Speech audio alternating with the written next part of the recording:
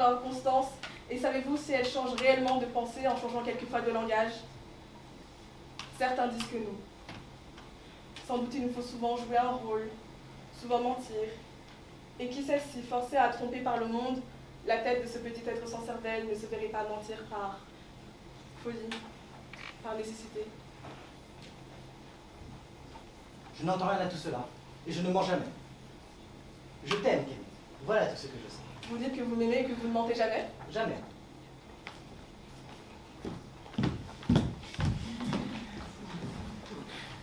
En voilà une qui dit pourtant que cela arrive quelquefois. Que répondrez-vous à cette fille-là, perdiquant, lorsqu'elle vous demandera compte de vos paroles? Si vous ne mentez jamais, d'où bien donc elle s'est évanouie en vous entendant me dire que vous m'aimez? Je blesse avec elle, tâchez de la faire revenir. Un instant, Camille, écoute-moi. Et que voulez-vous me dire? C'est à Rosette qu'il faut parler. Je ne vous aime pas, moi. Je n'ai pas été chercher par dépit cette malheureuse enfant au fond de sa chaumière pour en faire un appât, pour en faire un jouet. Je n'ai pas répété imprudemment des paroles brûlantes adressées à une autre. Je n'ai pas faim de lui, mais je n'ai pas faim de jeter au vent pour elle le souvenir d'une amitié chérie. Je ne lui ai pas mis ma chaîne autour du cou et je ne lui ai pas dit que je l'épouserais. Écoute-moi, écoute-moi. N'as-tu pas souri tout à l'heure, quand j'ai dit que je n'avais pas pu aller à la fontaine? Eh bien oui, oui j'y étais, j'ai tout entendu, mais Dieu m'en est témoin, je ne voudrais pas y avoir parlé comme toi. Que feras-tu de cette fille-là maintenant, lorsqu'elle viendra des baisers ardents sur les lèvres, te montrer en pleurant la blessure que tu lui as faite? Je m'étais vantée d'avoir aspiré quelque amour, de te laisser quelques regrets. Cela t'a blessé dans ton humble orgueil, eh bien apprends-le de moi. Tu m'aimes, m'entends-tu? Mais tu épouseras cette fille ou tu n'es qu'un lâche. Oui, je l'épouserai. Et tu feras bien. Très bien, et beaucoup mieux qu'en t'épousant toi-même. Qu'y a-t-il? Qui t'échauffe si fort? Ces pauvres enfants s'est évanoui. Nous la ferons bien revenir, il ne faut pour cela qu'un flacon de vinaigre. Tu as voulu me prouver que j'avais menti une fois dans ma vie. Cela est possible.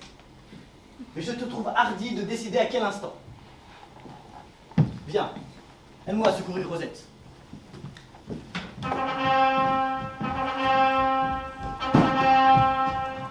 Si cela se fait, je deviendrai fou. Employez votre autorité. Je deviendrai fou et je refuserai mon consentement. Voilà qui est certain. Vous devriez lui parler, lui faire entendre raison.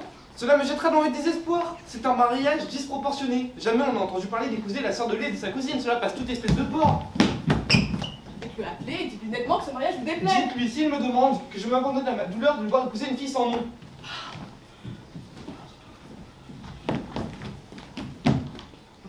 Eh bien, cousin, à quand le mariage? Le plus tôt possible. J'en ai déjà parlé au curé, au notaire et à tous les paysans. Vous comptez donc que vous épouserez réellement Rosette? Assurément. Qu'en dira votre père? Tout ce qu'il voudra. Il me plaît d'épouser cette fille, et c'est une idée que je vous dois, et je m'y tiens.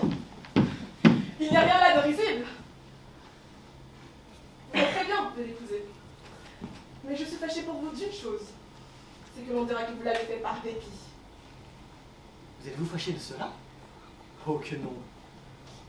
Si, j'en suis réellement fâchée pour vous. Cela constitue à un jeune homme de pouvoir résister à un moment de dépit. Soyez-en fâchés. Quant à moi, cela m'est égal. Vous n'y songez pas, c'est une fille de rien. Elle sera donc de quelque chose, lorsqu'elle sera ma femme. Vous voyez, quand une femme est douce, sensible, franche, bonne et belle, je suis capable de me contenter de cela. Oui, en vérité, jusqu'à ne pas me soucier de savoir si elle parle le latin. Combien de temps durera cette plaisanterie? Quelle plaisanterie. Votre mariage avec Rosette. Bien peu de temps. 30 ou 40 ans tout au plus. Je suis curieuse de danser à vos noces. Je vous quitte. Vous allez chez votre épousée? Oui, j'y vais de ce pas.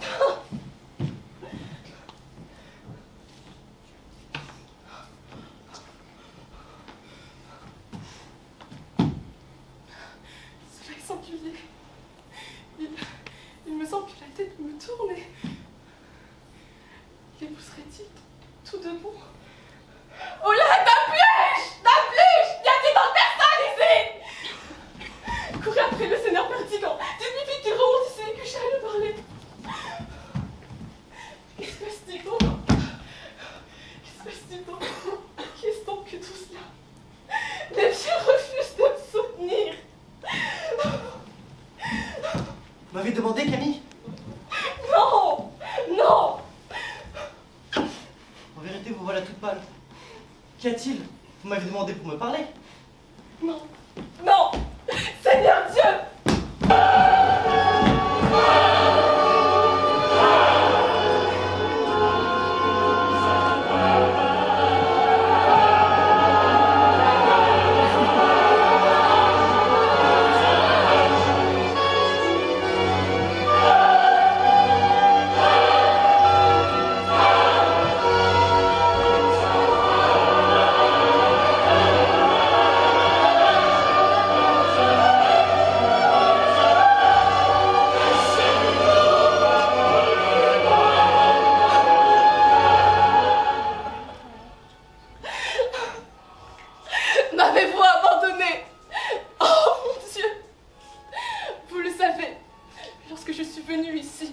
refusé de devenir l'épouse d'un autre que vous. J'ai cru parler sincèrement devant vous et ma conscience. Mon père, ne voulez-vous donc plus de moi? Pourquoi faites-vous mentir la vérité elle-même? Pourquoi suis-je si faible? Ah, malheureuse, je ne puis plus prier.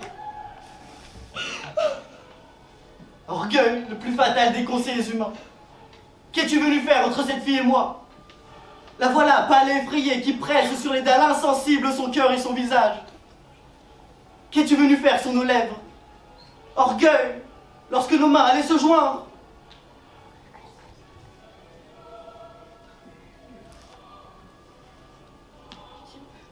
Qui m'a suivi? Qui parle sous cette voûte? Est-ce toi, Perdicant?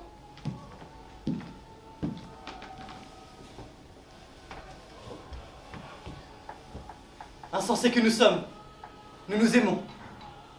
Quel songe avons-nous fait, Camille? Quelles vaines paroles, quelle misérable folie ont passé comme un vent funeste entre nous deux. Lequel de nous a voulu tromper l'autre? Hélas, la vie est elle-même un si pénible rêve. Pourquoi y mêler les nôtres? Le bonheur est une perle si rare dans cet océan d'ici-bas. Tu nous l'avais donné, mais il a bien fallu que nous nous fissions du mal, car nous sommes des hommes. Ô insensés, nous nous aimons.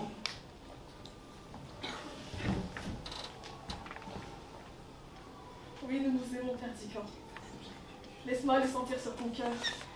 Si Dieu qui nous regarde ne s'en offensera pas, il veut bien que je t'aime. Il y a 15 ans qu'il le sait. Chère créature, tu es à moi. C'est le cri de ma sœur de lait. Comment est-elle ici? Je l'avais pourtant laissée dans l'escalier lorsque tu m'as fait rappeler. Il a donc fallu qu'elle m'ait suivi sans que je m'en sois aperçu. Entrons dans cette galerie, c'est là qu'on a crié. Je sais ce que j'éprouve. Il me semble que mes mains sont couvertes de sang. Elle, la pauvre, nous a sans doute épiés. Elle s'est sans doute encore évanouie. Viens, portons-lui secours. Hélas, tout cela est bien cruel. Non, en vérité, je n'entrerai pas. Je sens un froid mortel qui me paralyse. Vas-y, Camille, tâche de la ramener.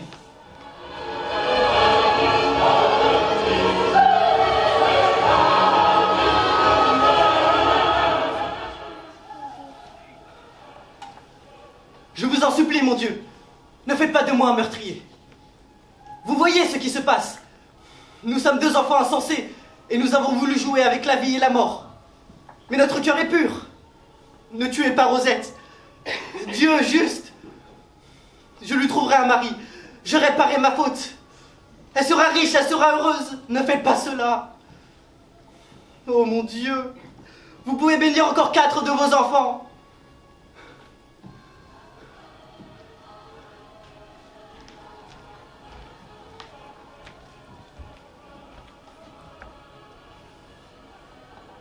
Eh bien, Camille, qu'y a-t-il?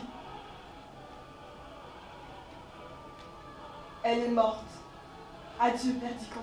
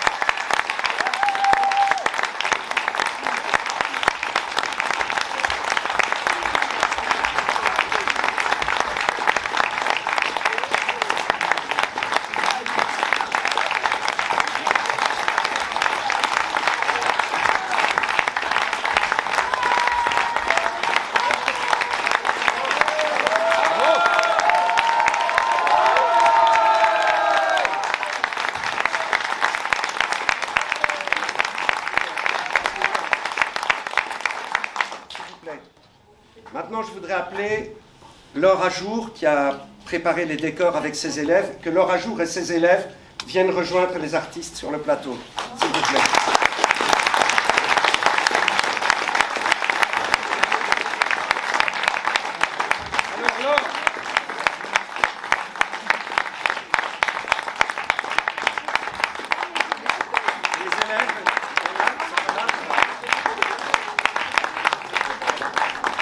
Nicolas Westman.